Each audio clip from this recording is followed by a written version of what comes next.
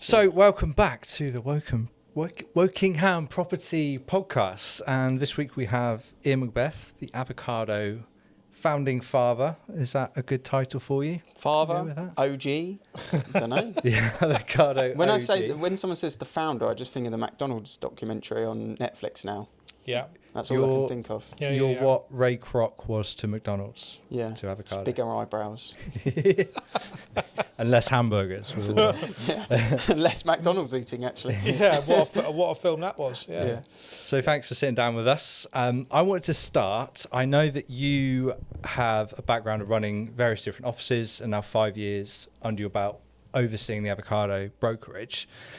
I'm keen to know the differences. There are obvious differences in those two businesses, but what are some things that have surprised you running those two businesses, and what are some of the kind of overview differences from going from one business to a very different kind of business? Within Avocado or like within Avocado compared okay. to your previous role as managing different branches? I'm kind of keen to know. Yeah, well, the differences are you're talking business owner to business owner.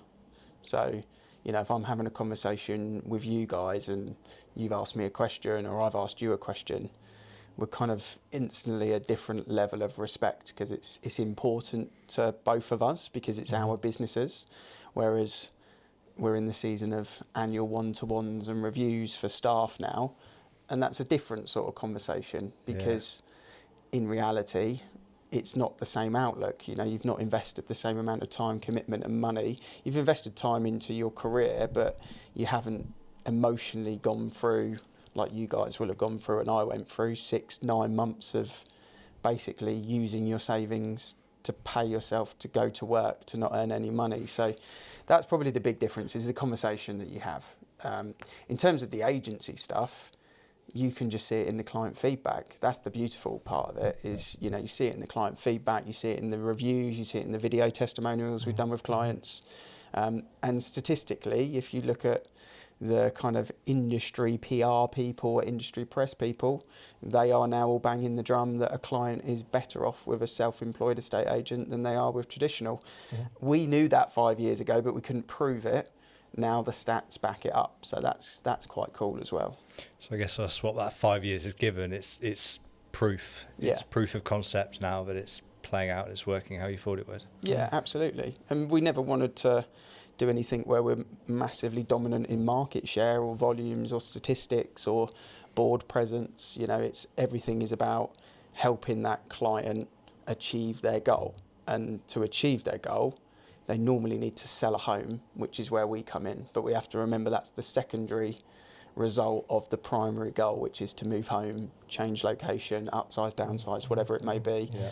And I think that's when you're dealing with a client from start to finish, you're able to help them achieve that goal rather than when you're doing department focused KPIs. It's very different. It's not the fault of the agency, it's just how it is, just how it's unfolded. And it's how it's been for years and years and years, 20 plus years in corporate run businesses, isn't it? Where we always talk about this with the clients when we go out to go and see them, that the people that are making a decision about a valuation that they give to the client is generally thinking about their targets, their boss, their KPIs first, before giving them the right advice to the seller, and not thinking of them as their boss. Yep. Whereas Matt and I think of whenever we're giving those overviews of the property market and the trends and the prices and all that sort of stuff, we're thinking that we're giving this to our bosses, like they're the only ones that we're accountable to. Yep. And I think that became really obvious last week when we were at the Negotiator Awards, when we were there at the end of last week,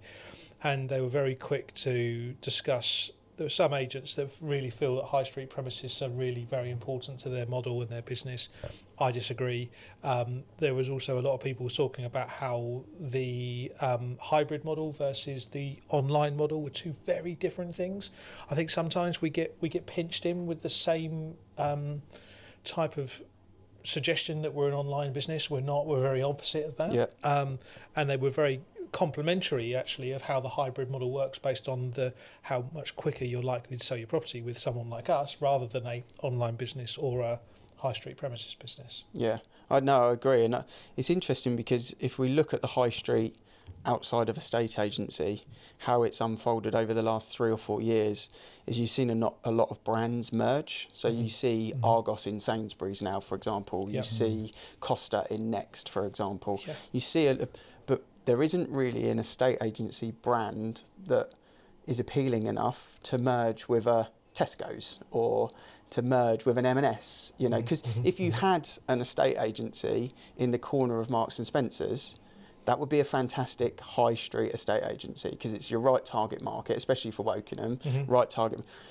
But no, M&S aren't going to take any household estate agency brands in there. So then that's why I think it's challenging for estate agents, because on the high street, they don't have that opportunity to merge and survive in the way that others are. Because everywhere else you look at it, people are falling away from the high street, is constantly seeing the press, you know, X, Y and Z have pulled away 19 branches or whatever. So is it needed? Is it not needed? I mean, you guys are evidence in Wokingham that it's not really. Yeah, it's not. And also I saw someone that we sold a house for a little while ago, worked for a big corporate business. He's now moved to another business, but taken a much lower position than where he was before.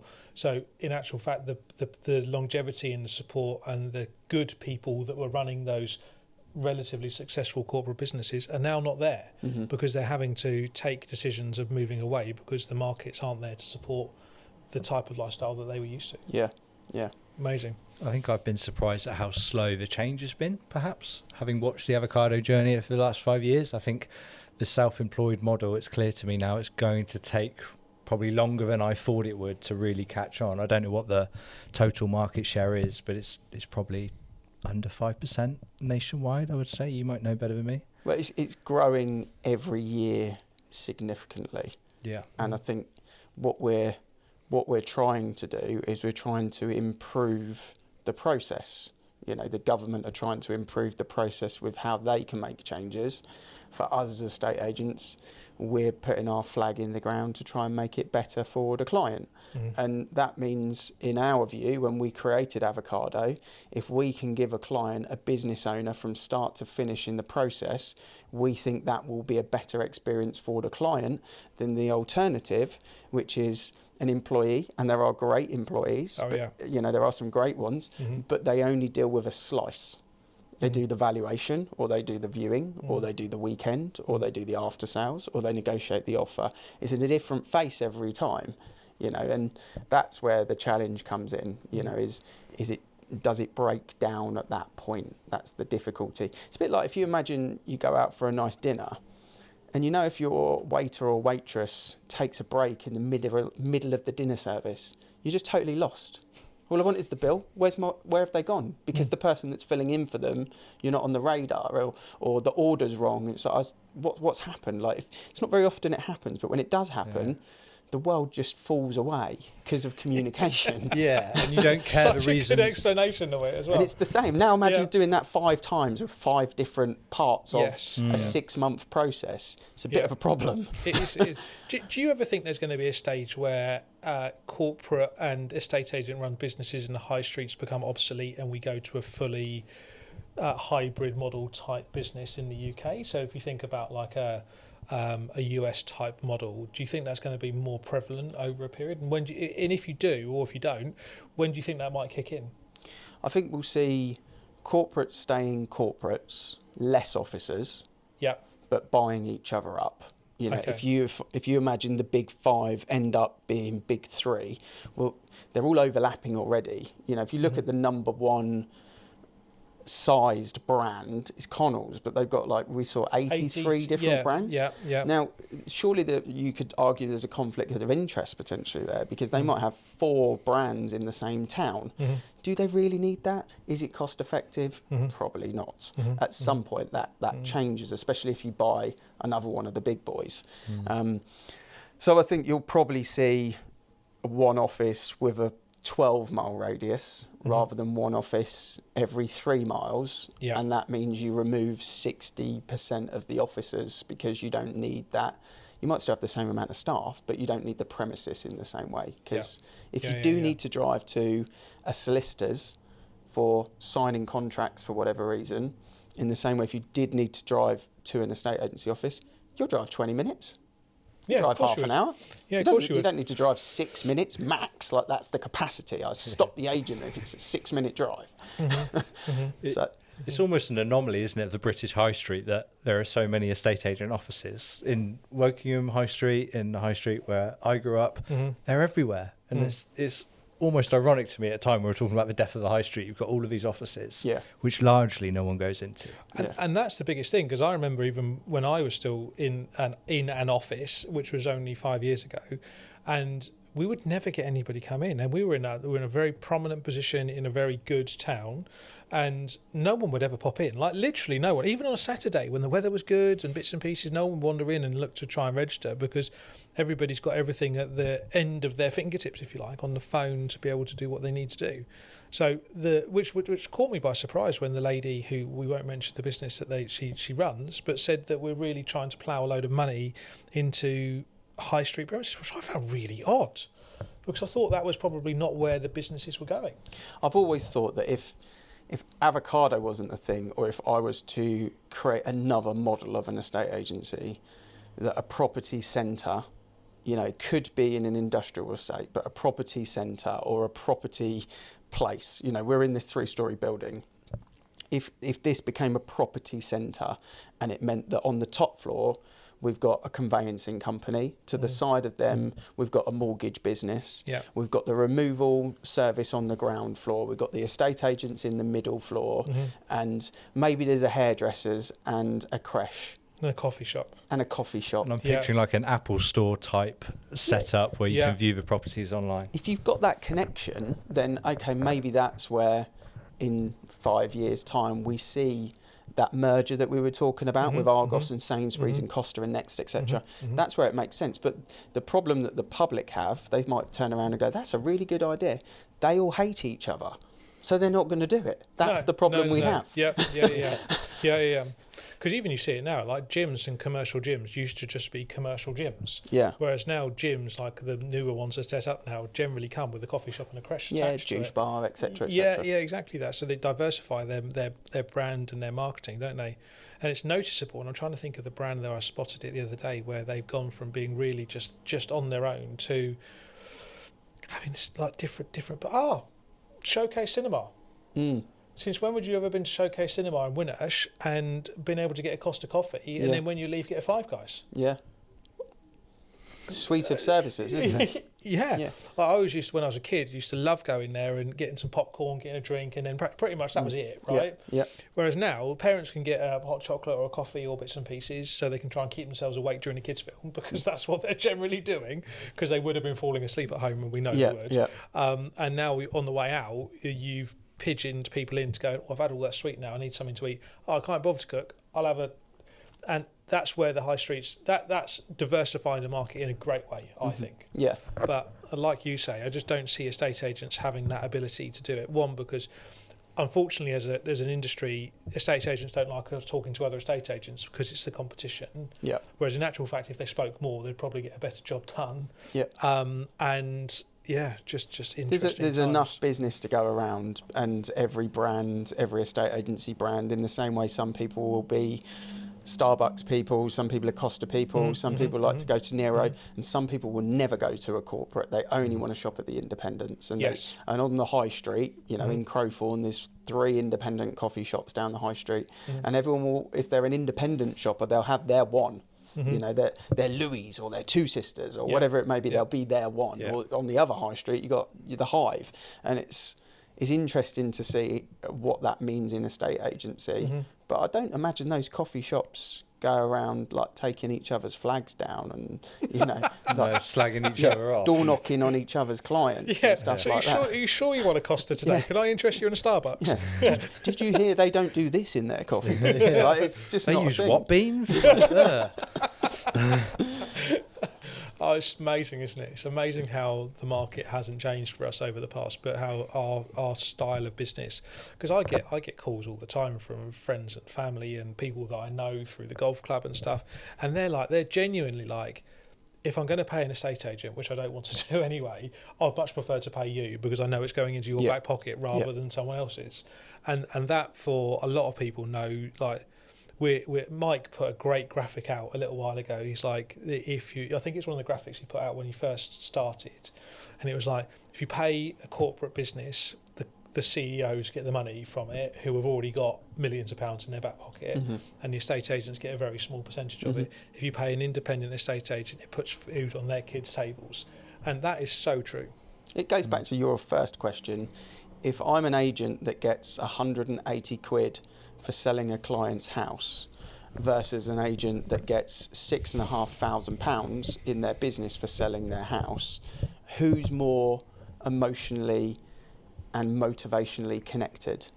And if one person is only dealing with 6 or 7 of those 6.5 grand versus the other person that's got 180 quids to service, where are you going to get the better service?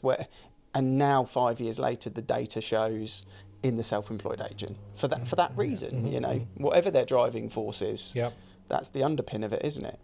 Yeah. It's the aligning of incentives that I think is really, really powerful. And you mentioned a minute ago about how estate agents don't like to collaborate with each other, which I think is true. But what I love about what we do and how we do it is there's more of that collaborative nature when we're in chains, when we're dealing with other agents, even a lot of the corporate guys we deal with in Wokingham. There is that kind of, we're in this together, we're all working for our respective clients for a shared goal. Yeah. And it's not kind of this macho, like, oh, I don't want to talk to you and I want to do things my way. It's a very collaborative approach, because I think those incentives are aligned with what we do, how we do it, and why we're doing it to get the client moved. Yeah, absolutely right. I was talking to a seller this morning. I've been around to go and see them this morning, and they were really keen on the model and how it worked and everything else, and they hadn't even entertained getting a corporate estate agent out because they knew that they were just going to get fobbed from one person to the next person to the next person to the next person. They knew they might be able to get a slightly cheaper price, cheaper fee from them, but they just wanted the consistency and the smoothness of the process to be the most absolutely important thing with them. They both work busy life. They both work busy jobs where they can't take calls Monday to Friday from 9 until 5. They want viewings to happen at the weekend because it's easier for them to happen at the weekend, but they can be flexible in the evening. They want to be able to talk to an estate agent in the evening or first thing in the morning so that they can do it before their day start. And like, the estate agents, corporate business, don't do that. And this isn't a slagging off of corporate businesses because they've been successful for many years, but this is where the hybrid model takes over, because those conversations that happen whilst we're in the nuts and bolts of dealing with a problem, with a negotiation, with an instruction, they're good to have at that time where everyone's just sat chilled. They don't have the stresses of making phone calls. They don't have to be on a meeting the next minute, and they can sit there with a glass of wine or a beer and talk openly about how they feel about it. Those clients have clearly thought about their move a lot and put the right amount of attention towards it. I think a lot of people, because they don't move home very often, they don't realise the traps you can fall into until you're signed into that long contract. Yes. Well, it's that question that makes us shudder when we hear it, or the phrase that, you know, when you're overhearing a conversation, but all estate agents do the same thing. And that's where you get an uneducated client, not like the person you just spoke to, that does look at it and go, oh, well, I'll just pick one of the colours, like going to the horse racing at Royal Ascot and going, I'm just going to pick the colour I like. Well, it's not an educated guess, is it? Yeah. It's not going to guarantee your money back. If you didn't have the odds next to you and you just picked the colour of the brand of the horse that you liked, or you know, the horse had a nice plait on its tail, that's not going to help you in winning the money back. And it's the same when you're picking an estate agent. You need to do a bit of fact finding, which has got the best results, which has got the best jockey on there that's going to, you know, ultimately ride the horse, which is the horse that's got the best ability of winning on that terrain. It's that's how you pick an estate agent. You need to do a bit of market research. Yeah, exactly that. It's funny you mention about how people pick a horse, because I know I do exactly that. You get to Grand National Day and you're like, oh, I'll have a little bit of a flutter on the whole bets, and you're like, what do I like the nicest colour of hat for? And I'll have the one with the star with the pink on it. Oh, that one reminds me of avocado, so I'll have that one. Yeah. And invariably it falls at the first hurdle and you don't win as much as the guy that spent a month researching that knows which horses to pick. Exactly right, yeah. Thank you for tuning in to the Wokingham Property Podcast. Hit subscribe for real talk from Matt and Matt on the Wokingham property market. See you in the next one.